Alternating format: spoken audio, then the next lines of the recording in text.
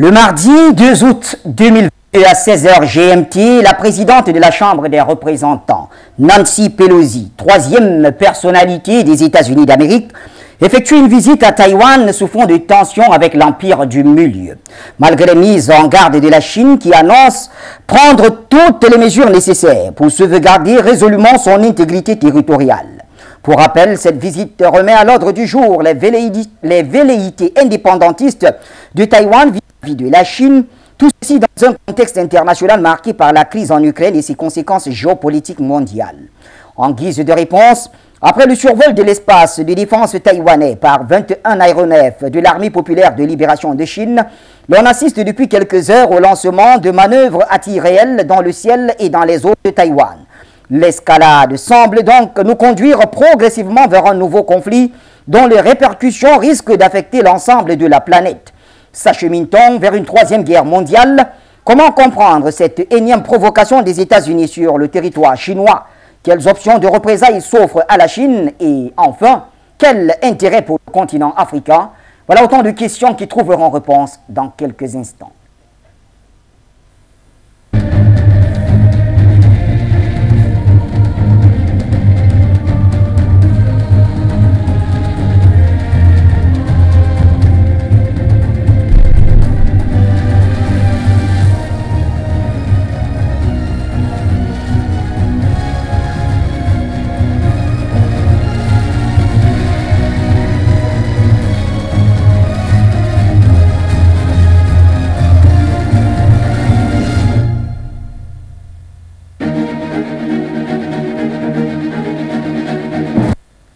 Bonsoir l'Afrique et bonsoir le monde. Bienvenue mesdames et messieurs à cette autre édition du Point sur l'actualité. Vous êtes bien sur les antennes de Foyo Média et vous nous recevez en radio sur la 96.3 FM et sur satellite Eutelsat et Amos, naturellement sur les plateformes YouTube et Facebook et bien sûr beaucoup ont téléchargé l'application de Foyo et tout cela nous honore. Merci de nous faire confiance. Vous l'avez vu sur la thématique, nous parlons de la visite de Nancy Pelosi à Taïwan. Il s'agit de la troisième personnalité américaine. Eh bien, cette visite a un goût amer, notamment pour l'Empire du Milieu, pour ne pas dire le pays du soleil levant. Vous comprenez bien que nous parlons de la Chine. Eh bien, se dirige-t-on vers une escalade entre Pékin et Washington? C'est la grande question que l'on se pose. Et pour en parler, trois invités, et pas des moindres. Un géopoliticien et bien sûr un analyste géopolitique et naturellement notre sociopolitologue et consultant permanent sur le plateau, c'est bien sûr Jonathan Batengene. Bonsoir Jo. Bonsoir Bachir Mohamed Adam, bonsoir à tous les panafricanistes, tous les téléspectateurs et les auditeurs qui nous suivent tous les jours, qui ont fait ce programme une émission culte de leur quotidien. Bonsoir à tous les techniciens qui sont à pied d'œuvre pour que cette émission soit retransmise avec une qualité d'image impeccable et aussi une écoute agréable. Bonsoir à la direction générale qui supervise les opérations, aux autorités du Cameroun, mais surtout les forces de sécurité et de défense qui veillent à l'unité et l'indivisibilité de notre cher et beau pays.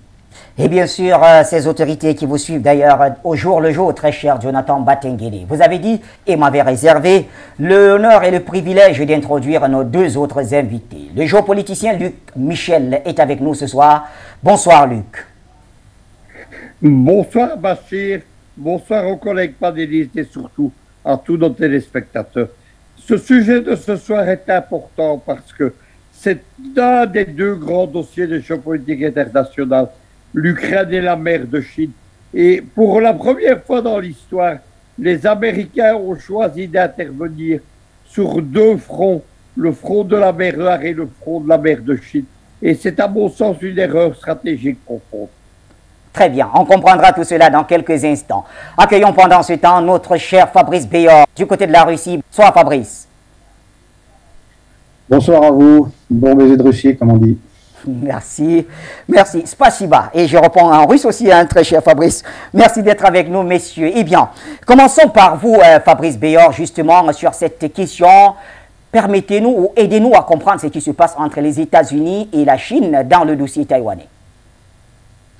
Je laisserai dépeindre l'environnement géopolitique global qu'a introduit mon ami et camarade Luc Michel. Je vais me concentrer sur plutôt la partie, en réalité, actualité et les conséquences qu'il faut, les perspectives qu'on peut en avoir. Je parle du court et du moyen terme. Hein. Sur le moyen et le long terme, c'est, comme je l'ai indiqué, Luc Michel qui dépeindra les éléments géopolitiques plus globaux. Alors,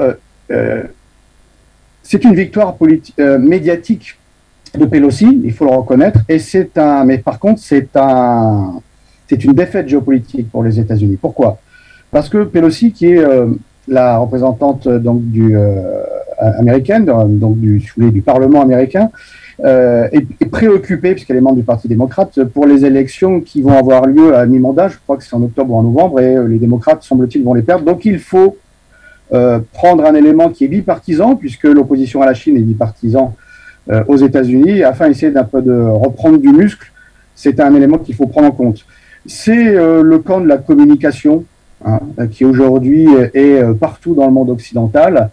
Rappelons qu'elle n'a pas écouté, il faut quand même l'indiquer, les éléments de la diplomatie américaine et surtout des services de sécurité américains qui déconseillaient de faire ce voyage, eux pour des raisons à court terme, c'est-à-dire éviter que la Chine se rapproche plus de Moscou dans le cadre du conflit qu'il y a en Ukraine, bien évidemment. Et aujourd'hui, effectivement, on voit ce rapprochement qui est la conclusion en réalité, qui est un des éléments, un rapprochement un peu plus fort entre Pékin et Moscou, ce qui n'est pas normalement la politique du gouvernement américain qui voudrait bien détacher évidemment la Chine de la Russie dans sa confrontation habituelle. Parce que jusqu'à présent, la Chine était plutôt dans une neutralité positive vis-à-vis de la Russie, mais pas totalement non plus ouverte vis-à-vis de la Russie dans le cadre de cette confrontation. Et aujourd'hui, la Chine se rend compte que les USA ne sont pas ici dans un esprit de compromis, mais bien le début d'un déclenchement d'une opération de confrontation qui va aller crescendo avec la Chine, avec eux, du seul fait qu'ils ne veulent pas évidemment perdre la première place dans les puissances mondiales, et la Chine évidemment est ce concurrent immédiat pour eux. Il faut aussi rappeler que l'armée chinoise n'est pas encore techniquement prête pour un véritable débarquement à Taïwan. C'est pourquoi vous avez depuis plusieurs années des programmes de réarmement et de la marine chinoise qui à marche forcée, allons-nous dire, pas une longue marche, mais véritablement à marche forcée. Et militairement, ils seront véritablement préparés, et si on regarde les projections, que dans à peu près 5-10 ans, pas avant. Donc il n'y avait pas eu de toute façon de volonté de la part de la Chine actuelle de récupérer par la force militaire sa province rebelle. Donc une victoire médiatique de Pelosi, oui, surtout dans les médias occidentaux, ça fait plaisir aux journalistes, ça fait plaisir à tous ces gens qui vivent, journalistes occidentaux, je précise, qui vivent dans leur monde virtuel de la communication, mais les conséquences sera un rapprochement entre Pékin et Moscou, et bien évidemment, Pékin va faire payer à Taïwan cet affront, d'une manière ou d'une autre, et va faire payer aussi les États-Unis d'une autre manière, et la manière la plus simple, évidemment, c'est d'aider un peu plus la Russie dans sa confrontation actuellement contre l'OTAN en Ukraine. Et donc, si la Russie a engagé la confrontation avec l'Occident, avec l'OTAN, la Chine n'est pas encore prête, mais je crois qu'aujourd'hui, les États-Unis ont enclenché une machine, les Chinois l'ont bien compris, ils ont compris la division que les États-Unis ont faite au XXe siècle entre la Chine et à l'époque l'URSS. Ils ont la mémoire longue et ils ont bien compris que c'est de l'union et des forces entre Pékin, Moscou et les autres puissances de l'Organisation de la coopération de Shanghai et des BRICS qui permettra à ce moment-là d'arriver à ce monde multipolaire. Les États-Unis viennent faire une erreur par orgueil et toujours à court terme. On peut que les en remercier. En tout cas, à Moscou, on l'a compris. Et véritablement, personnellement, on s'en félicite, puisque la défaite que l'OTAN subira en Ukraine sera un bon exemple pour les Chinois pour la suite des opérations en mer de Chine. Premier jet, Fabrice Béon, merci pour les éclaircissements. Luc Michel, alors pourquoi Taïwan est-elle si importante pour la Chine, et si on peut remonter un peu plus loin dans la géopolitique? Tout d'abord, il faut dire un mot sur ce que vient de dire Fabrice. Oui. Il faut savoir qui est Nancy Pelosi. Donc, c'est après le président et le vice-président, le troisième personnage de l'État américain.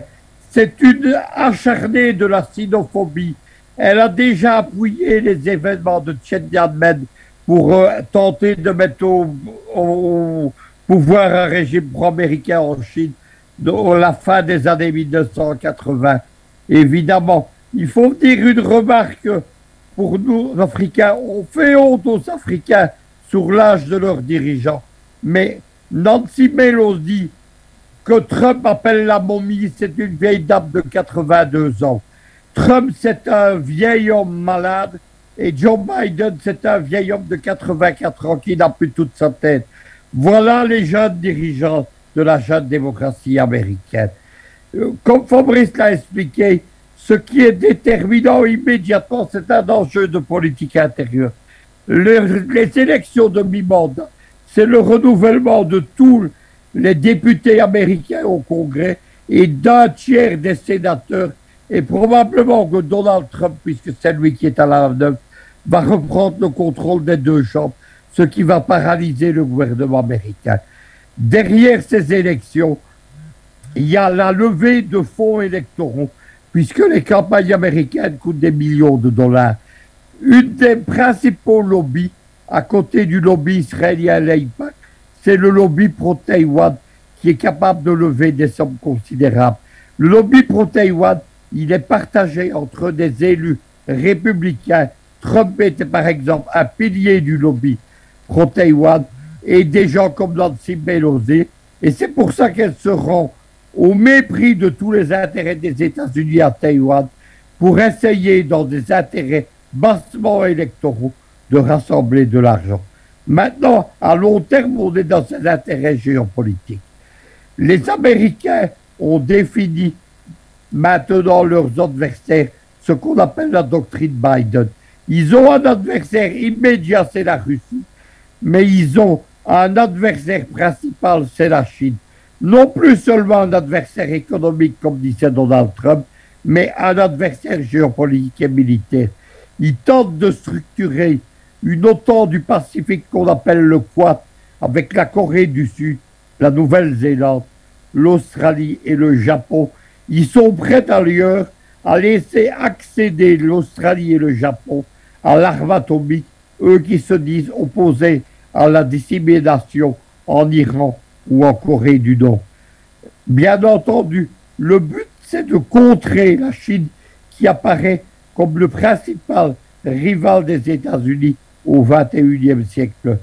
Taïwan, c'est aujourd'hui un porte-avions américain. Au départ, c'est une ancienne colonie japonaise dont les nationalistes les nationalistes chinois du Kuomintang de Chiang Kai-shek, c'est-à-dire les rivaux des communistes dans la guerre civile, se réfugient lorsqu'ils perdent la guerre civile en 1948.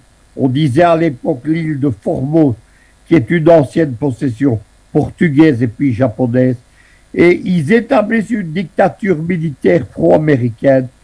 Mais aujourd'hui, les choses sont différentes. Ce n'est plus le Kuomintang qui est au pouvoir, mais le parti des sécessionnistes taïwanais qui contrôle les principaux postes, qui est allié des États-Unis et qui veut déclarer un État chinois indépendant à Taïwan, alors que jusque-là, l'ONU et les États-Unis avec la Chine, ils reconnaissaient une doctrine géopolitique qui est la doctrine de une seule Chine. C'est-à-dire que la Chine communiste, Taïwan, Hong Kong et Macao sont toutes des provinces d'un seul État chinois. En 2019, Donald Trump, au nom du lobby taïwanais, il a mis à mal cette doctrine. Il a commencé à reconnaître l'indépendance de Taïwan. Et maintenant, Biden marche dans les pas de Donald Trump. C'est évidemment inacceptable pour les Chinois. Il n'y a pas de risque, comme l'a dit Fabrice, de guerre immédiate. Tout le monde fait de la musculation, mais il est bien certain qu'une erreur peut toujours exister. Entre puissances nucléaires, elle serait dramatique.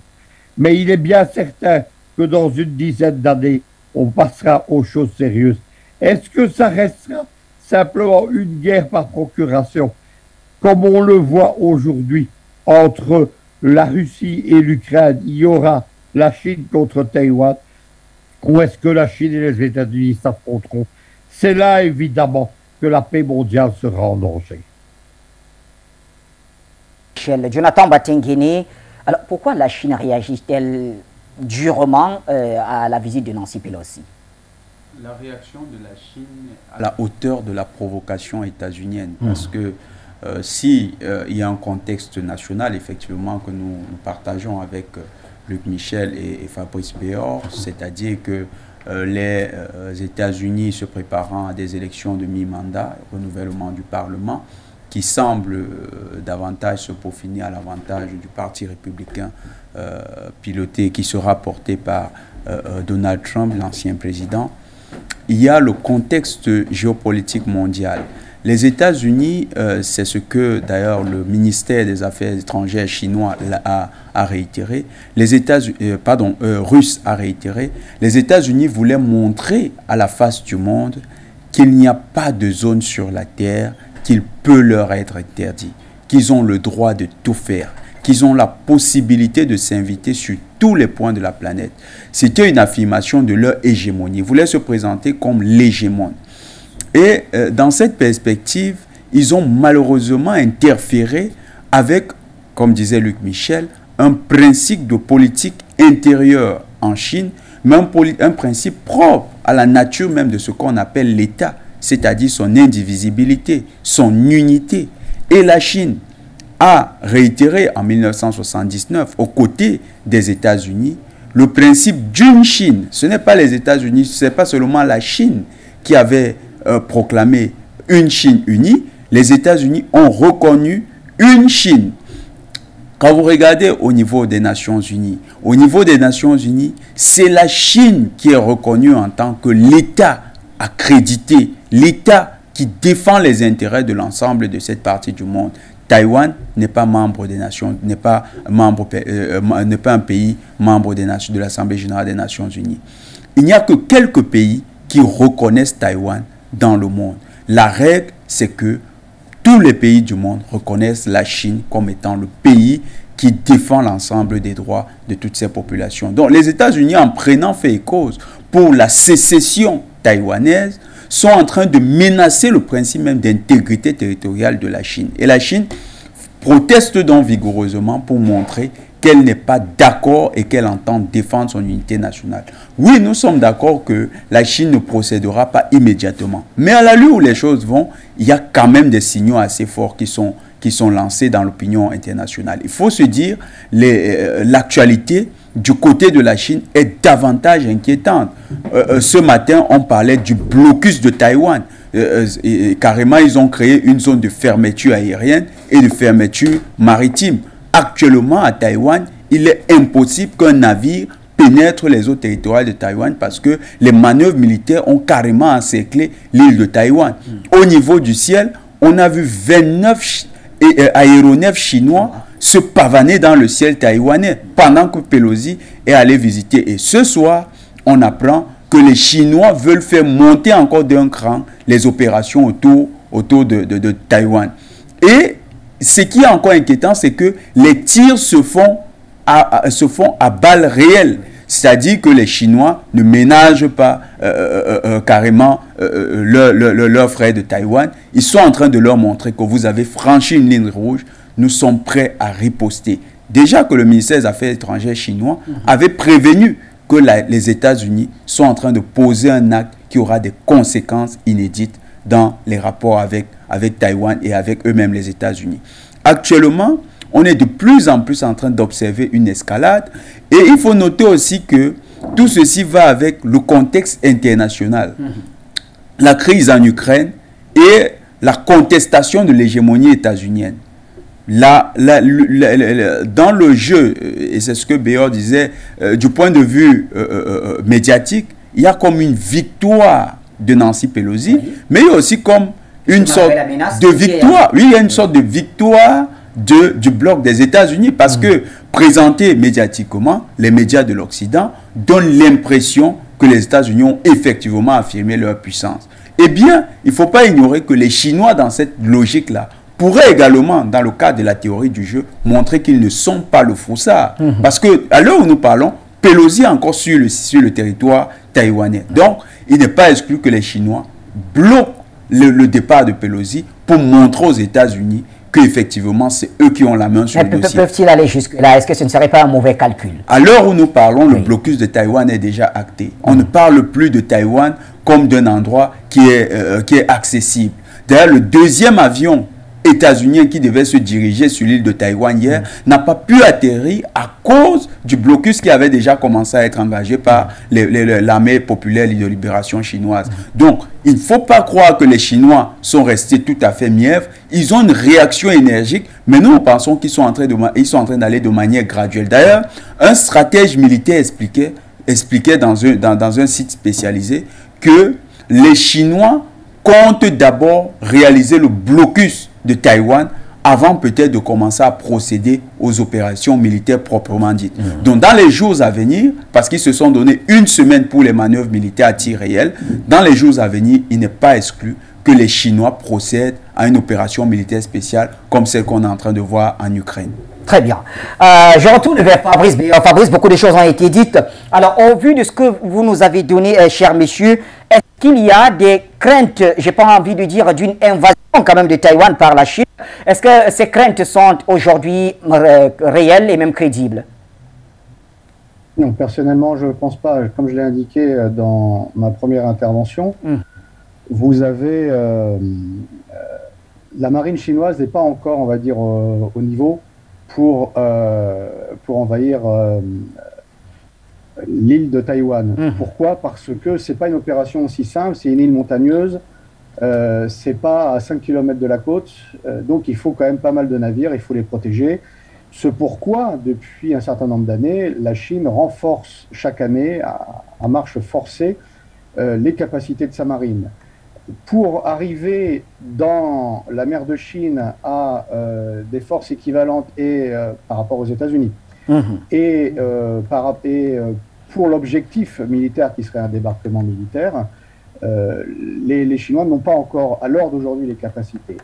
Et puis, d'un point de vue même économique, ils ne sont pas encore totalement prêts afin d'arriver à une rupture comme pourrait l'être la Russie. La Russie a engagé le combat parce qu'il savait, la Russie, que ça allait venir. Et comme l'a indiqué Poutine un certain nombre d'années, une chose qui dit qu'il avait appris effectivement dans la rue que si le combat était inévitable, il fallait frapper le premier. C'est ce qu'il a fait en réalité. C'est une opération spéciale offensive, en fait, en défense de ce qui allait arriver quelques années plus tard et dans de plus mauvaises conditions. Les Chinois ne sont pas encore dans cette situation-là. Il y a effectivement beaucoup de choses qui sont en place, qui vont être mises en place, un peu le contre-FMI, un peu les BRICS qui vont se développer. Donc il n'y a pas encore l'autre monde n'est pas encore totalement organisé, structuré organiquement, et donc ils ne sont pas encore présents. Surtout, rappelons quand même que c'est un peu aussi le jeu entre les États-Unis et la Chine, c'est tu me tiens et je te tiens pas la barbichette, puisque le premier détenteur des bons de trésor américains, c'est-à-dire de la dette de l'État américain, rappelons que le dollar fonctionne sur la dette et non pas sur une valeur quelconque, comme aujourd'hui le rouble, c'est sur l'énergie, comme le yuan, ce sera certainement sur l'or, etc., etc.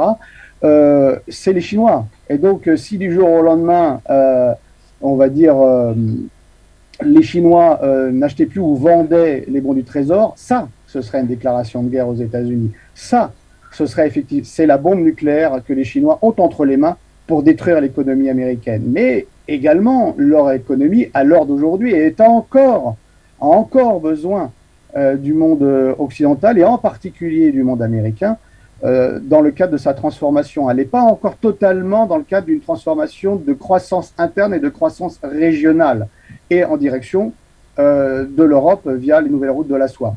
On n'est pas encore là. Ce pourquoi il y a eu des gesticulations de part et d'autre.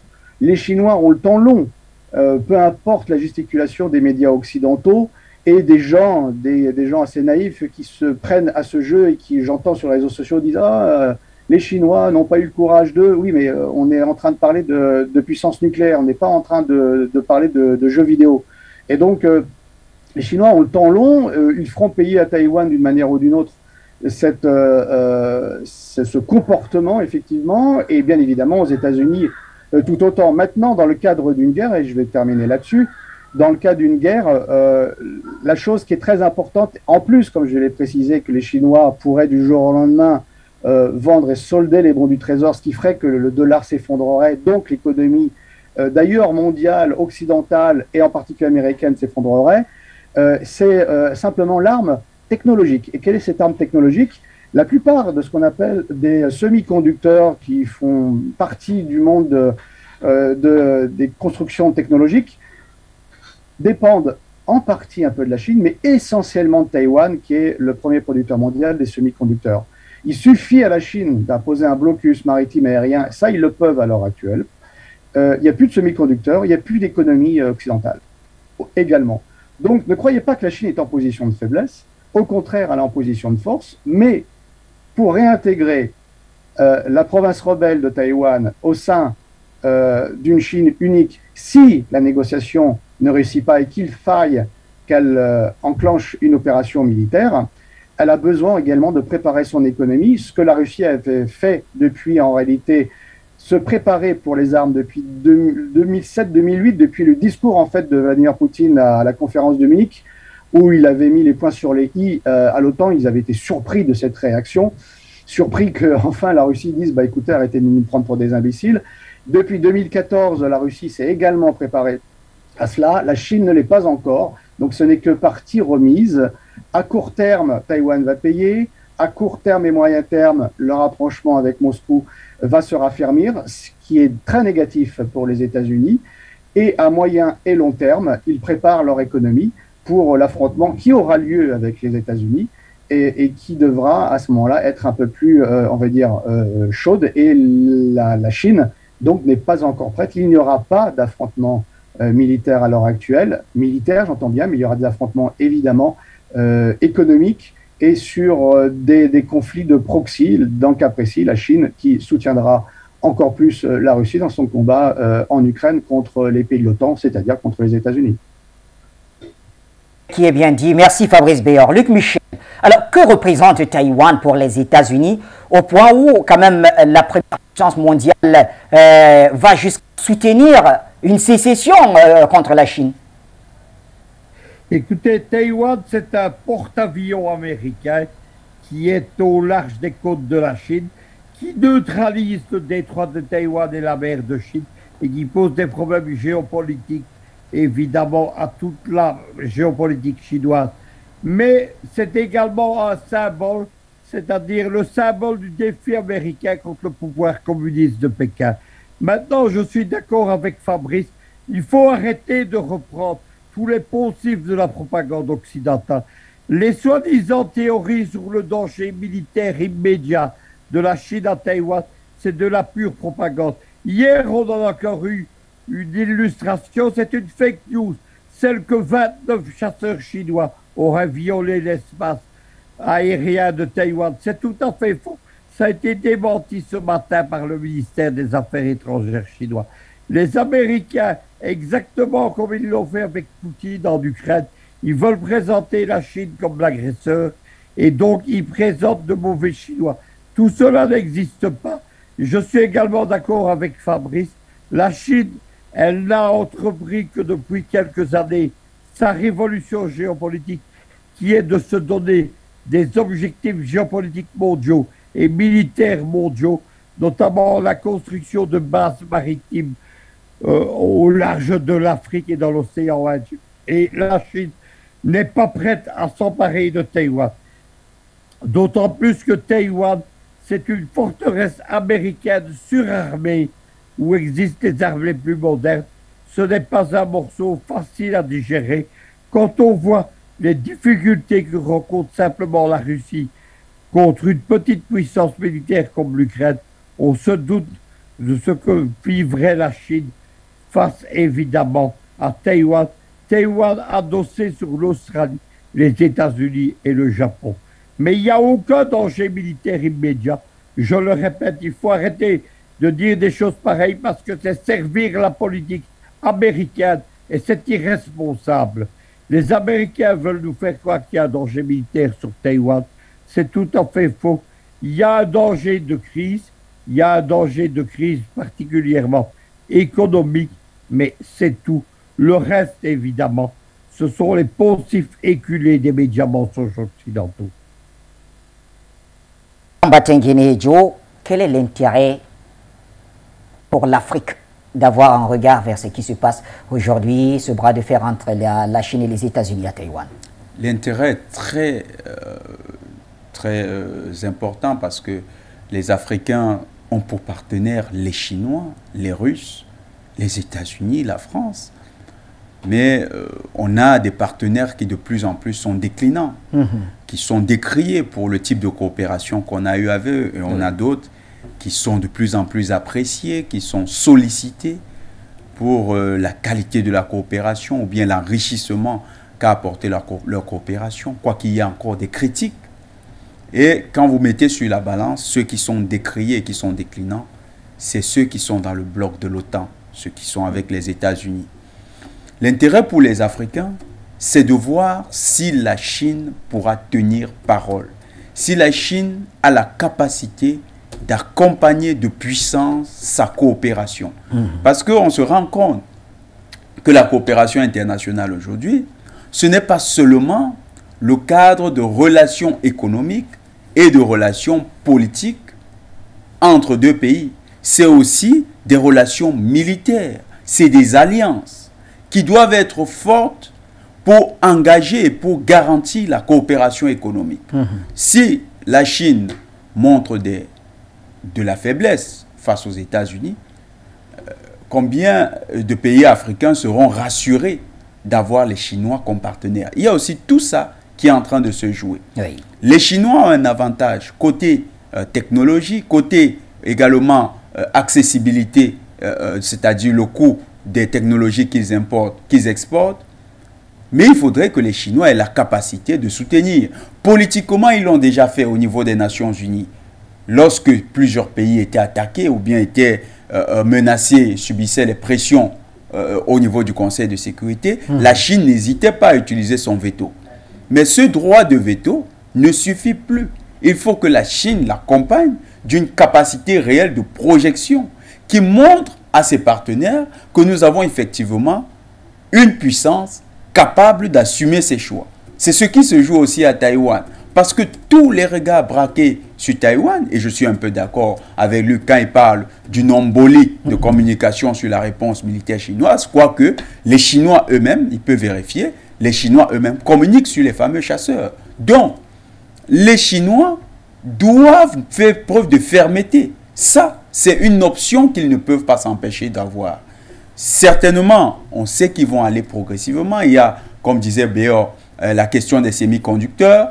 Il y a aussi le fait qu'ils ont décidé d'arrêter l'exportation des terres rares vers Taïwan, ce qui va également empêcher la fabrication des fameux semi-conducteurs qui sont aujourd'hui des éléments pionniers dans la fabrication technologique et qui servent en grande partie l'industrie occidentale.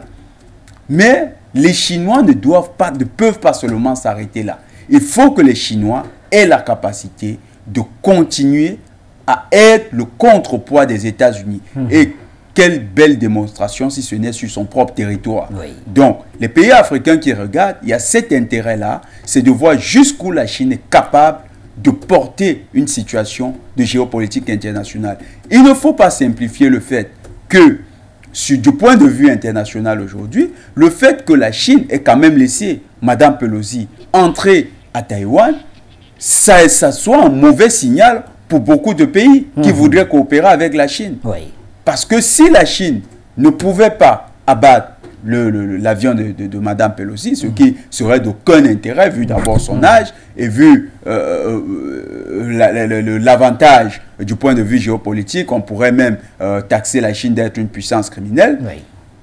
Si la Chine pouvait au moins interdire le ciel aux avions états-uniens et au moins dans le cadre de l'image de la Chine puissance, ça aurait beaucoup joué. Il faut le reconnaître, la Chine a perdu un peu de son prestige et de sa vision d'une réelle puissance capable de faire le poids avec les États-Unis sur ce territoire, sur ce terrain-là. On peut dire que les États-Unis, là, ont marqué un gros point du point de vue de l'image. Oui. Mais dans le reste, il y aura certainement, nous sommes sûrs, je ne reste pas optimiste, que je sais qu'il y a tout un discours qui est actuellement développé par un ensemble d'analystes, mais il faut rester froid et voir les choses telles qu'elles se passent. La Chine qui mène des manœuvres militaires, les États-Unis viennent de déployer ils ont quatre porte-avions qui sont déployés tout près de la mer de Chine. Il y en a un qui vient d'être rapproché de Taïwan. Ce n'est pas des signes qui montrent qu'il y aura l'apaisement dans les jours à venir.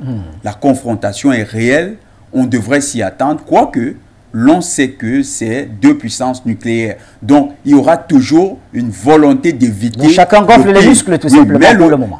Les muscles qui sont en train d'être gonflés côté chinois, une chose est sûre, les Russes ont attendu 8 ans après la Crimée et la guerre dans le Donbass pour lancer leur opération militaire spéciale.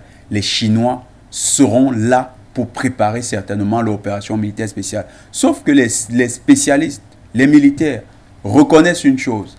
La Chine, aujourd'hui, a suffisamment d'éléments pour lancer cette opération militaire spéciale. Même s'il lui faudra encore un ensemble d'autres éléments dans son appareil, la Chine a déjà suffisamment d'éléments. Ça, beaucoup d'experts militaires le reconnaissent et disent la question de l'annexion de Taïwan, ou du moins de la réintégration de Taïwan au sein du grand empire du milieu, ce n'est qu'une question de temps. Très bien. Merci Jonathan Batengene. Messieurs, donnons la parole à quelques-uns de nos téléspectateurs et je reviens à vous. Jean Sakponou nous appelle des États-Unis d'Amérique. Bonsoir Jean.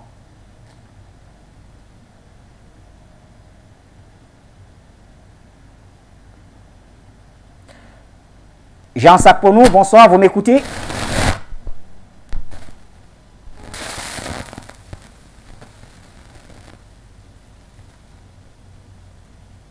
Alors, est-ce que Jean m'écoute?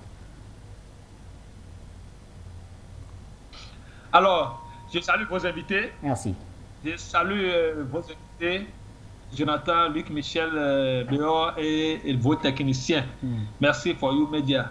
Bachir, le problème qu'il y a entre la Russie et les États-Unis, c'est la jalousie. C'est tout. La Chine voulait vous dire. Les États-Unis, il y a beaucoup de Chinois qui sont dans les administrations américaines, dans les sociétés privées américaines qui dominent le monde. Donc, et vous voyez, la relation commerciale qu'il y a entre la Russie et l'Amérique, vraiment, on ne peut pas parler de ça. Parce que tous les produits que nous utilisons, ce sont les produits américains, ce sont les produits chinois. Même si c'est les sociétés américaines qui sont en Chine, qui fabriquent, ça porte la marque chinoise. Alors, parler d'une guerre, c'est une jalousie des Américains dans leur chute. Quand je dis américains, c'est ces sociétés privées-là qui s'en vont chercher de l'argent en tuant les autres pays, en détruisant les autres pays, et que j'appelle comme ça. Donc, alors, il n'y a pas une réelle chose, c'est une jalousie, simplement parce que la Russie devait supposée être avec les Américains dans leur domination diabolique. Quand je dis américains, c'est les sociétés privées là, qui sont en Afrique, partout dans le monde. Même l'armée américaine est privatisée. Alors, ne confondons pas les choses. Et nous sommes américains, c'est vrai, on ne peut pas admettre, nous, la basse classe, admettre ce genre d'injustice, parler de développement. Moi, je n'ai pas cautionné ça. Ce n'est pas juste. Alors, c'est une réaction ce qui se passe en Taïwan, c'est une injustice. Et dans la mesure où Taïwan est une île de la Chine, c'est comme Madagascar pour l'Afrique. Alors, on ne sait pas pourquoi cette réaction se passe. Ça, c'est une propagande. Et la jalousie. La Russie a décidé de s'associer, et plutôt, la Chine a décidé de s'associer avec la Russie pour former un bloc. Vous voyez, nous les Africains, nous devons observer ce qui se passe actuellement attentivement entre la Russie et l'Amérique. Et plutôt, pas la Russie, entre la Chine et l'Amérique. Parce que la Chine avait joué aussi le jeu des impérialistes en Afrique. C'est vrai. La Chine, au début, était une relation commerciale avec les Américains. Mais quand même, la Chine devait ne pas laisser passer certaines choses telles que... Est-ce que vous savez que... Bon, vous le savez très bien, je sais, vous les journalistes, que les Français se basent sur l'uranium de l'Afrique qui veulent commercer avec la Chine. La Chine a accepté de signer ce contrat, ce qui est injuste. Ça veut dire que la Chine coopère avec ces impérialistes pour piller l'Afrique. C'est ce qu'on avait au début. Mais aujourd'hui, heureusement, voilà qu'elle est menacée, la Chine. Parce que ces impérialistes n'ont pas d'amis. Ils n'ont pas d'amis. C'est des gens, hein, c'est des groupes comme ça, c'est des buveurs de sang. Ils n'ont pas d'amis. Et vous connaissez le jour, la nuit, ils vont vous torcher pour vous chercher qui vous êtes. C'est comme ça qu'ils sont, ces gens-là. Donc il n'y a pas une relation, c'est une domination. Alors la Chine doit comprendre que dans ce jeu dans lequel nous sommes, pour la transformation du monde, de la justice et de la vérité, elle doit être claire et jouer le jeu clair pour que les Africains voient dans ce qu'elle fait, la Chine, la sincérité. Mais nous pensons que avec les contours que nous voyons actuellement, ça promet. Alors, il n'y aura pas la guerre. C'est des intimidations. Que Dieu bénisse. Nous sommes en guerre contre ces impérialistes. Jean Pono pour l'appel depuis les États-Unis d'Amérique. On va rester au téléphone. Lamine Diop nous appelle de Genève en Suisse. Bonsoir Lamine. Rebonsoir mon cher Bachir, bonsoir à l'ensemble des téléspectateurs de 8 heures de Foyou ainsi que votre régie technique et puis grand bonsoir à l'ensemble des panélistes participants à ces thématiques. Écoutez Bachir, je vais juste essayer d'accentuer les analyses très denses des panélistes, si je peux me permettre. Disons que si la visite de la pestiférée à Taïwan est perçue dans les médias occidentaux comme une réussite d'un coup diplomatique, il semble que c'est une autre démonstration très claire et instructive de jusqu'où l'OTAN et l'UE, l'Union européenne, peuvent aller en utilisant les méthodes les plus basses pour influencer ceux qui sont guidés par des intérêts nationaux et qui ne sont pas prêts à sacrifier leurs principes, leur dignité au nom de la même règle que l'Occident impose à la place du droit international. Ce que je veux dire par là, effectivement, la pestiférée, comme l'a surnommé Trump, est la plus haute visite d'un responsable américain en 25 ans à Taïwan. Déjà, elle arrive en incarnation de l'ouverture, soi-disant démocratique, du soutien politique et militaire des États-Unis. Les Taïwanais pro-occidentaux sont très contents. Bon, évidemment, je veux dire en fait, bien évidemment, il ne faut pas surévaluer ce que tout ça représente à côté du jour où il viendra Pepe Biden, ou à côté du jour, tout simplement, viendrait le soi-disant irréprochable pape. Bon, il n'empêche que sur le plan diplomatique, c'est très mal choisi. Et je ne peux pas interpréter profondément ce qui les a poussés, ces Américains, à agir ainsi en si mauvais moment. Mais le fait que cela reflète la même ligne que celle dont nous parlons par rapport à la situation ukrainienne, je n'ai aucun doute là-dessus. Il s'agit d'un désir de prouver l'impunité à tout et à tous et de montrer leur permissivité. Tout ce que je veux, je peux le faire. C'est à peu près tout. Je ne vois pas d'autre raison de créer un tel irritant pratiquement sur un pied d'égalité, sachant très bien ce que cela signifie pour la Chine. Et pour finir là-dessus, la visite de Pelosi à Taïwan constitue ce qui est une nouvelle démonstration de l'approche incivile des impérialistes et une victoire pour le Parti communiste chinois, ça c'est sûr. Ensuite, à propos de la thématique d'hier, je voudrais rebondir sur un petit détail positif. Tout compte fait, je veux dire, j'ai imaginé ce que pourrait être la meilleure solution politique pour la Guinée-Conakry. Très brièvement. Étant donné que la Guinée a deux grosses ethnies, et à proprement parler, 33% de la population guinéenne est d'origine mandingue, malinké et soussou, et 32% peul. Alors, face à une telle configuration, on a deux ethnies principales qui se disputent le pouvoir. Et l'un n'a jamais accédé au pouvoir, c'est-à-dire les Peuls. Eh bien, la Guinée-Conakry doit se résoudre à appliquer la présidence ethnique tournante à la nigérienne. Si la Guinée ne veut pas être un terreau de déstabilisation politique permanente à travers les Peuls. Ainsi, dire ou définir que les Peuls ne doivent pas accéder au pouvoir suprême, c'est une aberration politique cynique qu'il faut considérer. Et que la Constitution et la classe politico-sociale guinéenne doivent exonérer sa part de responsabilité là-dessus. Bien évidemment, ils doivent revoir immédiatement leur copie avant que le Fouta Djallon, je veux dire, à cheval sur 3 pays voisins, devienne un outil de géopolitique à propos des peuples. Merci, à bientôt. Ciao. Merci, très cher Lamine Diop. Rassurez-vous, on reviendra sur ce sujet dans les prochains jours. En attendant, retournons vers Fabrice Béor, justement. Fabrice Béor, dans quelle mesure la Chine peut-elle faire payer cet affront, c'est-à-dire le voyage de la visite de Nancy Pelosi à Taïwan, dans quelle mesure elle peut faire payer cela à Washington? Par des sanctions économiques ou un excès de zèle par rapport à la livraison de certains matériels, puisque si effectivement, comme je l'ai précisé, Taïwan est le leader mondial de production des semi-conducteurs, il n'empêche, bon, la Chine en produit également, mais pas encore au même niveau de toute façon que Taïwan, quel que soit le pays d'ailleurs au monde, Taïwan est vraiment le leader. Taïwan a besoin de deux choses, de minerais, donc de terres rares, dont les Chinois ont à peu près 90%, si ce n'est plus, les capacités de production mondiale, et à l'heure actuelle, puisque si on chercherait, à mon avis, on en trouverait ailleurs, mais pour l'instant, c'est quand même la Chine, et de gaz spéciaux qui permettent de faire ces soudures. Je rappelle que ces gaz, le principal producteur était l'Ukraine et la Russie, et aujourd'hui, on va dire la Russie.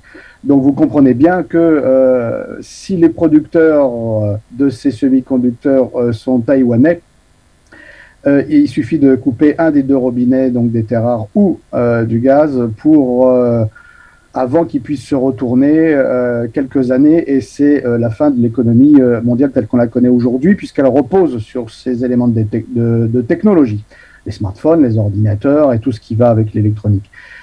Donc la Chine, vous savez, vous avez la partie communication où les médias occidentaux pensent qu'ils sont au centre du monde, et il ne faut pas les écouter, parce qu'aujourd'hui, et surtout depuis le 24 février, on s'est rendu compte que les médias occidentaux avaient fait en fait un coup d'État sur la liberté d'information, puisque vous n'avez véritablement qu'un seul son de cloche et des propagandes grotesques sur l'Ukraine, on l'a entendu, et sur la Chine également.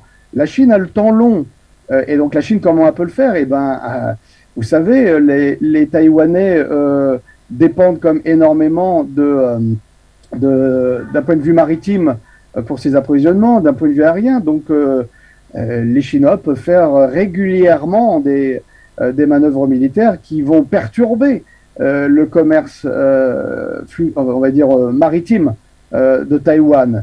Vous avez ces éléments-là. Vous avez évidemment beaucoup d'entreprises taïwanaises fonctionnent avec des entreprises chinoises sur le continent. Donc il peut y avoir effectivement des éléments de rétorsion. Il y en aura, c'est une évidence. Maintenant, le meilleur élément que la Russie va faire, puisqu'elle doit punir Taïwan pour avoir participé à cette provocation, qui n'est pas dans l'intérêt de Taïwan d'ailleurs, entre parenthèses, et également, en fait, faire payer aux États-Unis cette provocation. Et là où les États-Unis aujourd'hui sont le plus engagés, c'est bien sur le terrain et l'affrontement en Ukraine. Donc comprenez bien que la Chine va certainement réagir. Mais maintenant, vous savez, c'est pas les médias, c'est pas sur les médias que ce sera déclaré. Il y a des choses que les États font et ne le déclarent pas. Vous voyez bien, la Russie, sur le territoire ukrainien, n'engage qu'à peu près 120 000 hommes. C'est même pas 20% de ses capacités. Elle emploie du matériel de seconde classe et pas de première classe. En face d'elle, elle a en face une armée 3 à 4 fois plus importante. Si vous regardez le territoire, c'est comme si elle avait envahi 3 fois la Belgique. Donc imaginez bien que si les Russes peuvent faire ça à leur rythme, les Chinois peuvent également le faire. Ils ont le temps. La Russie a le temps. C'est pour ça qu'elle y va lentement. La Chine a également le temps.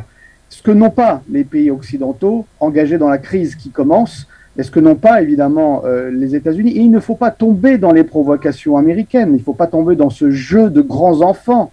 On n'est pas dans un western. Détruire l'avion de Pelosi, c'est quoi? C'est la Troisième Guerre mondiale. Vous vous rendez compte quand même ce que ça veut dire. Donc il faut arrêter avec ces imbécilités. La Chine, évidemment, fera des rétorsions sur Taïwan, économiques, politiques, mais elle fera surtout payer aux États-Unis ce mauvais pas, et elle peut le faire payer immédiatement. Mais vous savez, ça ne changera pas à long terme la situation, c'est-à-dire la naissance d'un monde multipolaire. Ça ne changera pas le fait que Ça ne changera pas le fait que vous avez un Occident qui est décadent et qui fait face aujourd'hui à un monde qui se construit avec Pékin et Moscou comme centre et avec tous ses alliés des BRICS. C'est un élément passager. Ce sera fait payer par Pékin à Taïwan et aux États-Unis, mais ça ne change absolument rien sur le cours géopolitique, le cours historique qui a eu deux dates.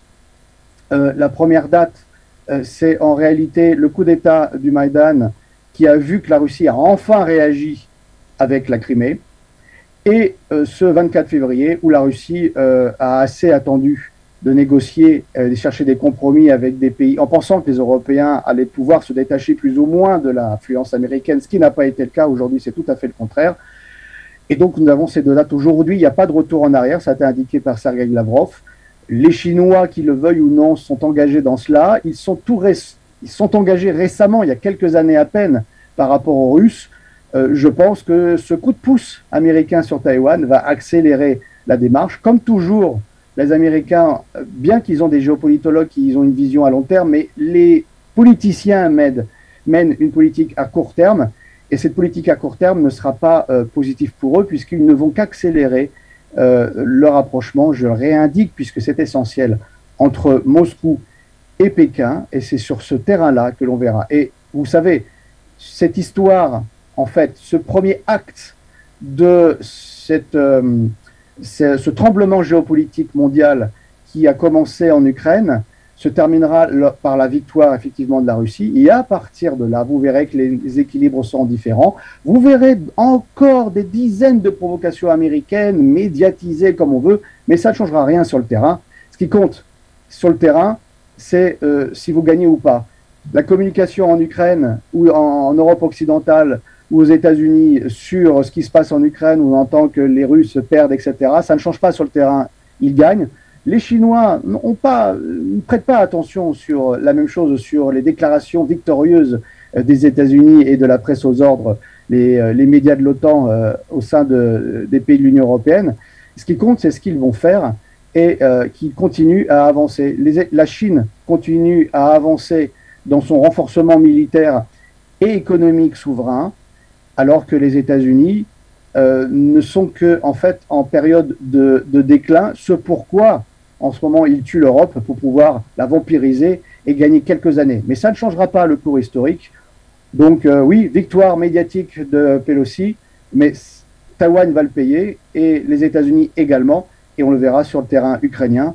On voit que tout est lié. Ce qui se passe en Europe, ce qui se passe dans la mer Noire et ce qui se passe dans la mer de Chine. On commence dans la mer Noire, première période qui se terminera en Ukraine et qui continuera ailleurs dans le monde. Et le dernier presque affrontement, allons-nous dire, qui fera que les États-Unis redeviendront une puissance régionale et que son impérialisme mondial sera terminé, ce sera lorsqu'ils auront perdu la victoire, le combat contre la Chine, et que les pays européens totalement décatis auront compris que leur intérêt, c'est de s'allier avec la Russie et de se détacher de l'impérialisme américain. Fabrice Béard, retournons vers Luc Michel. Luc, Fabrice parlait d'un tremblement géopolitique faisant allusion à l'opération militaire spéciale de la Russie en Ukraine. On vit aujourd'hui un autre séisme du côté du Taïwan entre la Chine et les États-Unis. Ajoutez à cela quand même le revers qui semble être vérifiable de plus en plus sur le continent africain, avec ces pays qui ont des velléités souverainistes se détachant des anciens patrons. Est-ce que tous les ingrédients d'une nouvelle guerre mondiale sont réunis? Il faut comprendre quelque chose. Évidemment, il faut lire les géopoliticiens américains. Le principal d'entre eux, il s'appelle George Friedman. Il a dirigé le think-tank du Pentagone et du lobby militaire, ce qu'on appelle Stratford. Il a écrit un livre qui s'appelle The Next Century, les 100 prochaines années. Et il explique comment les États-Unis vont refaire du 21e siècle un siècle américain. Friedman est conscient du déclin américain. Il pense que, justement, le moyen d'enrayer ce déclin et de rabattre les cartes au profit des États-Unis, c'est la Troisième Guerre mondiale que les Américains doivent bien entendu gagner. Friedman et les Américains se positionnent donc en vue de cette troisième guerre mondiale. Avant celle-ci, il faut éliminer avant 2030 la Russie. C'est ce qui se passe en Ukraine. C'est mal parti. Il faut avant 2040 éliminer la Chine. C'est ce qui se passe sur Taïwan. C'est mal parti aussi. Mais ces gens, évidemment, sont dangereux parce qu'ils ont accepté l'idée d'une troisième guerre mondiale, y compris qu'elle soit atomique. Dans les pages que Friedman consacre à la troisième guerre mondiale, il y a l'utilisation d'armes nucléaires tactiques, en particulier l'Europe centrale et la Roumanie, qui est le principal pays où se déroule la troisième guerre mondiale, est entièrement ravagée par les bombes nucléaires tactiques. Hier, le ministre Lavrov expliquait que les Américains déstabilisaient la géopolitique mondiale et qui mettaient en cause la paix mondiale. Je partage cette opinion. Les Américains sont des fauteurs de guerre. Dans les années 1960, il y a un célèbre film de Stanley Kubrick où on explique comment, par hasard, la troisième guerre mondiale atomique démarre. Ça s'appelle le docteur Folamour en anglais, le docteur Strangelove. Aujourd'hui, les docteurs Folamour, ils sont au pouvoir au State Department avec Blinken, à la Maison-Blanche avec Biden et Trump, au Congrès des États-Unis avec Nancy Pelosi. Ces gens sont des fous dangereux, évidemment, et ils sont suivis par une cohorte de gens encore plus fous qu'eux. Ce sont les experts, les anciens généraux des plateaux de télévision français ou allemands, les anciens généraux et colonels français, les généraux et colonels français Gamelin de 2022. En 1939, les Français proclamaient « Nous allons gagner parce que nous sommes les plus forts ». Ça s'est achevé en 5 semaines contre la Wehrmacht d'Adolf Hitler. C'est la même chose qui va se passer aujourd'hui si cette troisième guerre mondiale arrive. Mais en attendant, il ne restera rien de la planète. Batenguene, l'Afrique devrait-elle choisir son camp dans cet autre conflit? L'Afrique choisit son camp, non. L'Afrique défend ses intérêts. Oui. D'accord. Ce serait la meilleure option. Et ses intérêts actuels, l'Afrique sait avec qui elle les défend. C'est ça qui est le plus important. Quand vous regardez sur le continent, vous avez une carte qui est hétérogène. Cette carte n'est pas homogène. Oui. Vous avez des États qui collaborent avec les pays de l'OTAN, qui sont désormais, ils s'affirment comme étant les héritiers d'une tradition de collaboration, ce qui est mal vu par nous les panafricanistes. Mais ça ne veut pas dire que ce n'est pas une posture qui compte. Elle compte effectivement parce que ces gens, ils ont des positions fortes et ils entendent faire régner leur vision sur le continent. C'est par exemple Bazoum, c'est Ouattara, c'est Damiba. Donc cette mouvance qui est proche de la France, proche de l'OTAN. Vous avez de l'autre côté ceux qui pensent que les intérêts de l'Afrique, c'est de s'émanciper. Et dans le cas de l'émancipation, ils ont développé une coopération multilatérale avec les nouveaux partenaires de l'émergence, c'est-à-dire les pays des BRICS, la Chine, la Russie, le Brésil, l'Afrique du Sud, tous ces pays, l'Inde et même l'Algérie. Donc, ces pays-là, vous avez le Mali, le Cameroun, vous avez la RCA, vous avez un ensemble de pays comme ça, le Burundi, qui sont en train de développer une nouvelle façon de voir. L'Éthiopie également, s'il faut rendre hommage à ce pays qui est en train de se battre. Oui, l'Afrique doit défendre ses intérêts. Alors, où est-ce que les intérêts de l'Afrique sont les mieux défendus? C'est ce qu'on pourrait se poser comme question. Parce que si nous disons l'Afrique choisit un camp, vous savez effectivement que ça devient très facile de dire et d'accuser les Africains d'être des gens qui s'alignent de manière moutonnière derrière les Russes ou derrière les Chinois. Qu'ils sont hypocrites, comme l'a déclaré le président français. Le plus hypocrite qui venait en fait nous faire des leçons d'hypocrisie en nous accusant d'hypocrisie. En fait, comme quelqu'un me disait encore, derrière Emmanuel Macron, il n'y a que de l'hypocrisie et il n'y a rien de consistant. Donc, s'il faut revenir à notre cas, l'Afrique est en train d'opérer des choix stratégiques. Et ces choix stratégiques-là, quand on regarde les meilleures options pour le développement de l'Afrique, il faut que l'Afrique soit autonome. Si vous regardez la situation, par exemple, de la guerre en Ukraine, tirer des leçons, le fait que les avoirs des Russes, les avoirs russes, les devises russes ont été gelées dans les banques occidentales, 300 milliards, ça veut dire que si nous avons nos devises en excédent sur des territoires étrangers, c'est un gros risque demain si nous sommes en confrontation avec certains pays. Vous voyez un peu? Donc, dans cette option-là, l'Afrique pourrait gérer ses intérêts différemment. Et donc, pour tirer des leçons de ces situations, il faudrait que l'Afrique ait en grand nombre ses devises sur son continent, que l'Afrique maîtrise les thèmes d'échange avec ses partenaires, que l'Afrique ait une meilleure maîtrise de ses matières premières, de ses ressources naturelles, et l'Afrique ne peut pas le faire avec l'Occident, avec les États-Unis. Dans ce cas-là, l'Afrique doit coopérer avec les nouveaux partenaires émergents. Donc les pays qui ont choisi les nouveaux partenaires émergents semblent être dans la bonne approche de coopération multilatérale aujourd'hui dans le monde. C'est ces pays-là qui peut-être vont jouer le rôle de pionniers et vont tirer l'ensemble des autres pays dans le cadre d'un développement régional, dans ce que nous avons comme rêve d'un panafricanisme. Oui, dans ce cadre-là, oui, l'Afrique peut choisir une option de coopération dans le cadre international. Mais les partenaires, c'est un peu comme des situations, des options dans la vie. On les adopte en fonction de ce qu'on veut réaliser. Et l'Afrique, pour l'instant, peut choisir des partenaires qui sont en train de challenger l'hégémonie occidentale, parce que c'est cette hégémonie occidentale qui a maintenu l'Afrique dans le sous-développement, la pauvreté, les guerres, la misère. Donc, si l'Afrique veut sortir de là, l'Afrique doit trouver des partenaires qui empêchent à l'Occident d'avoir cette main mise sur les ressources africaines, de contrôler les devises africaines et de continuer à mettre l'insécurité en Afrique. C'est un peu ce que nous pouvons tirer comme leçon de cette confrontation. Oui. Taïwan, certainement, trouve son intérêt auprès des États-Unis. Vous avez vu, ils sont les champions du monde en fabrication des semi-conducteurs. Ils ont une coopération avec les États-Unis qui est très accrue, avec l'Angleterre également. Et tous ces pays-là leur apportent ce qu'ils n'apportent pas à l'Afrique.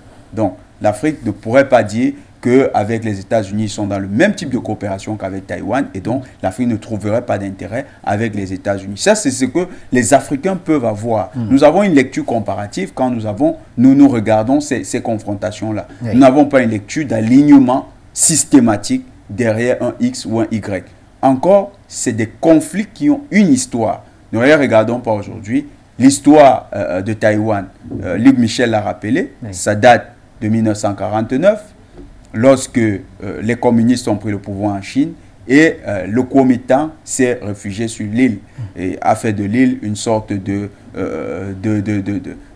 nouveau territoire coupé de la grande Chine. Donc c'est toute une histoire, et le Kuomintang a une histoire également au sein de la grande Chine. Lorsque vous revenez avec les Chiang Kai-shek et les Mao Zedong, vous retrouvez une histoire de leaders qui se sont disputés le leadership au sein de la Chine. Donc, il y a une histoire là-bas. L'Ukraine, c'est une histoire qui a créé ces problèmes. Ce ne sont pas des problèmes actuels, ce ne sont pas des problèmes qui sont nés aujourd'hui. Tout comme également la colonisation et la situation de l'Afrique n'est pas une situation actuelle. On ne pourrait pas chercher les mêmes solutions pour résoudre ces mêmes problèmes, mais nous pouvons adapter certaines solutions en fonction des pesanteurs du moment. Merci, Joe. Alors, nous retournons, ce sera certainement le dernier tour de table, et là, c'est avec Fabrice Béor. Fabrice, faut-il s'attendre aux représailles économiques de la Chine contre les États-Unis d'Amérique? Et si oui, quelles en seraient les conséquences sur le reste du monde? Je pose cette question en faisant bien sûr le corollaire avec la question ukrainienne, et qui n'a pas quand même laissé le monde sans souffrance. Ce ne sera pas le cas à l'heure d'aujourd'hui, puisque comme je l'ai précisé, vous avez les Chinois qui dépendent encore du marché américain en grande partie pour son économie. L'économie chinoise qui n'a pas encore totalement basculé dans la croissance intérieure et dans la croissance régionale. Donc, ce n'est pas pour cela. Et puis, les États-Unis ont besoin de la Chine pour ses bons du Trésor, puisque c'est le premier détenteur, c'est quand même la Chine, même si elle se sert de ces bons du Trésor, justement, entre parenthèses, pour financer en grande partie les routes de la soie, donc elle les élimine de cette façon-là. Mais sans les investissements chinois dans les bons du Trésor, il n'y a pas de monnaie américaine, et sans marché américain, il n'y a pas encore, à l'heure d'aujourd'hui, d'économie chinoise qui peut croître. Donc c'est un peu je te tiens, tu ne me tiens pas la barbichette, mais tout le monde sait très bien qu'à un moment, ça va s'arrêter, cette petite histoire. Les Chinois ont bien conscience que tous les bons, les milliards, les centaines de milliards, les milliers, les centaines de milliards de dollars de bons du Trésor un jour ne vendront plus rien. Là, on voit bien ce qui s'est passé avec les réserves de la Banque centrale et même des fortunes privées, qu'elles soient grandes ou petites, des Russes dans les pays occidentaux du jour au lendemain sans base légale, simplement par décision autoritaire, voire totalitaire des pays occidentaux, qui les ont totalement en fait volés, tout simplement. C'est de la rapine internationale. Vous allez me dire, venant de pays du bloc impérialiste, c'est normal, c'est traditionnel.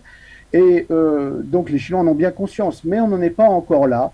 Donc, pour répondre à votre question, il n'y aura pas de confrontation directe comme il n'y a pas eu de confrontation militaire directe. Il n'y aura pas de confrontation économique directe, bien qu'il y aura des sanctions contre sanctions. Politique anti-chinoise avancée par Obama, poursuivie et mise en application pratique par Trump, continuée aujourd'hui, on le voit bien, par le camp démocrate au pouvoir. Et si Trump revient au pouvoir, il ne fera qu'accentuer la chose, puisqu'il y a un accord bipartisan contre la Chine. Le Parti démocrate et les républicains sont d'accord pour lutter contre la Chine, ça, il n'y a aucune différence. Donc, il y aura par contre, à court terme, comme je l'ai indiqué, un affrontement ou des coups qui seront donnés par la Chine d'une manière indirecte, en soutenant la Russie donc, dans son combat d'une manière ou d'une autre, c'est-à-dire en n'appliquant pas intégralement ou en augmentant à ce moment-là le commerce bilatéral dans d'autres domaines que dans le domaine énergétique qu'à l'heure actuelle, et également vis-à-vis de Taïwan. Et ça, si la Chine, vous savez, quand la Chine sera prête militairement, quand la Chine sera prête économiquement, à ce moment-là, elle fera comme la Russie. Ce sera peut-être pas automatiquement une opération spéciale, blocus de Taïwan, ou simplement, même sans blocus de Taïwan, il suffit qu'elle coupe l'approvisionnement en matières premières, donc en particulier des terres rares, et il n'y a plus d'industrie de haute technologie à Taïwan, et il n'y a plus d'industrie haute technologie dans le monde occidental. Voilà.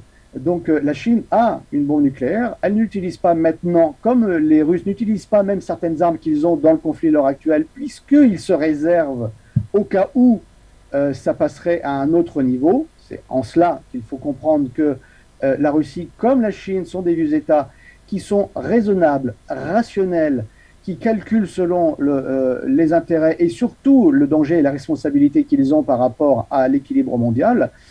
Et voilà quelle est la situation. Donc, je conclus, la Chine ne fera pas, répondra en fait comme la Russie aux agressions américaines économiques. Si les Américains continuent leurs sanctions, parce qu'il y en a, ils feront des contre-sanctions, mais ce n'est pas immédiat, allons-nous dire. Mais il y aura des réponses par proxy, par intermédiaire. La Chine ne va que renforcer sa politique, surtout que le président chinois à l'heure actuelle, qui a quelque peu modifié le cours politique intérieur, face également à un congrès qui va devoir le reconduire pour un 3e mandat, évidemment, ne va pas ne pas réagir, c'est une évidence, pour pouvoir montrer qu'il tient toujours la barre, ce qui est le cas. Donc il y aura une réponse, comme je vous ai indiqué, une réponse qui sera indirecte, asymétrique, comme disent les Russes. Comme vous avez remarqué, en 2014, il y a une réponse asymétrique. Elle était d'abord en Crimée, elle a été tout de suite après en Syrie, en Libye, et aujourd'hui on revient sur le dur du terrain, c'est-à-dire sur l'Ukraine. Ça se passera de la même façon avec la Chine. Soyez patients, cet empire est très ancien. C'est comme les Russes, ils jouent aux échecs et pas aux dames, donc c'est plusieurs coups d'avance. Les Chinois également, lisez Sun Tzu et vous comprendrez bien comment et où va la Chine à l'heure d'aujourd'hui. Pas de conflit militaire à court terme, pas de conflit ouvertement économique à court terme, même si ça va aller crescendo avec les prochaines élections. Par contre, ne doutez pas de ce qui va arriver, et comme l'a dit Luc Michel, le danger, en réalité, ce n'est pas la réaction de la Chine ou la réaction de la Russie qui ne sont qu'en fait qu'en défense. C'est la réaction folle des Américains qui sont en train de voir qu'ils perdent leur domination mondiale, puisque leur American Dream fonctionne que sur le dollar qui est une pyramide de Ponzi qui fonctionne sur la dette. Quand il n'y aura plus d'investissement économique aux États-Unis, il n'y aura plus de dollars. S'il n'y a plus de dollars, il n'y a plus d'Amérique qui gouverne le monde. Voilà quel est le problème. Et voilà, quand vous voyez les Américains qui écrivent noir sur blanc, qui écrivent des scénarios dans lesquels la Troisième Guerre mondiale et l'emploi d'armes tactiques localisées, comme disent les généraux américains, vous comprenez qu'il y a un danger. Et C'est en cela que la réponse mesurée de la Russie et de la Chine est au contraire à mettre en avant et non pas y voir une faiblesse. Ce n'est pas une faiblesse, c'est une preuve de sagesse. Fabrice Béor pour cette belle conclusion, en tout cas de son côté. Et bien sûr, cela nous conduit inévitablement vers Luc Michel. Luc, en dernier mot, en dernier ressort, qu'est-ce qu'on a envie de dire? Quelles sont les principales leçons à retenir de cet autre épisode de bras de fer entre les États-Unis et la Chine? Mais il faut retenir quelque chose, c'est une réflexion stratégique. Oui. Tous les États qui ont accepté de faire la guerre sur deux fronts l'ont perdu. Les Allemands en 1918, les Allemands en 1940-45, tous les pays qui ont fait la guerre sur deux fronts ont perdu la guerre. C'est ce que les Américains viennent d'accepter. Jusque-là, ils voulaient faire la guerre soit à la Russie, soit à la Chine. Aujourd'hui, c'est le sommet de l'OTAN qui s'est tenu il y a quelques semaines. Ils ont accepté de faire la guerre avec deux adversaires en même temps sur deux fronts. Et en plus, ils croient à leur propre propagande. Ils croient qu'ils vont gagner la Troisième Guerre mondiale. Ils croient que le 21e siècle, c'est un siècle américain. Ils croient au scénario géopolitique de Friedman et compagnie. Lorsqu'un pays croit à sa propre propagande, il court à sa perte. Les exemples les plus récents, les plus spectaculaires, c'est le Troisième Reich de Hitler, qui en attaquant l'URSS croyaient que c'était un État dégénéré, suivant leurs propres termes.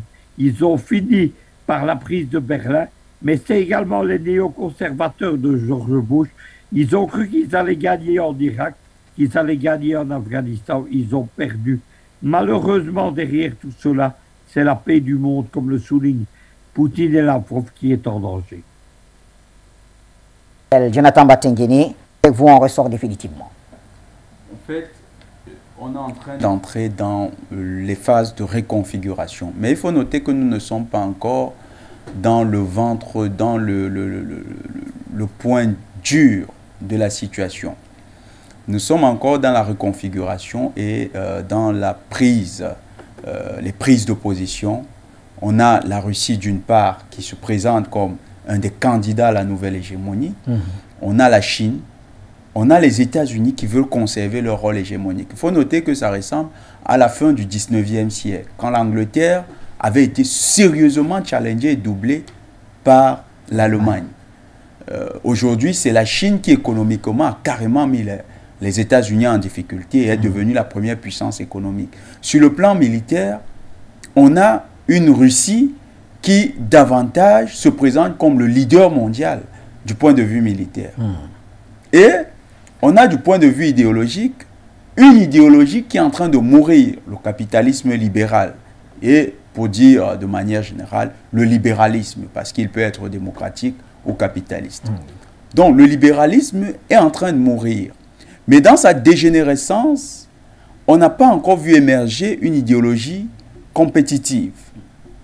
C'est un peu le problème qu'a connu l'Allemagne et l'Angleterre, c'est-à-dire que l'Allemagne avait toute l'infrastructure militaire, avait toute la superstructure économique, mais il y avait l'infrastructure britannique qui perdurait. Et c'est grâce à cette infrastructure que les Britanniques ont réussi à survivre à l'Allemagne et ont réussi à imposer les États-Unis, à aider les États-Unis à s'imposer comme puissance dominante au début du XXe siècle. Aujourd'hui, on a des idéologies qui sont en train d'émerger. L'Afrique vient avec le panafricanisme. C'est pourquoi nous demandons à tous les Africains de se mobiliser et de rester toujours mobilisés.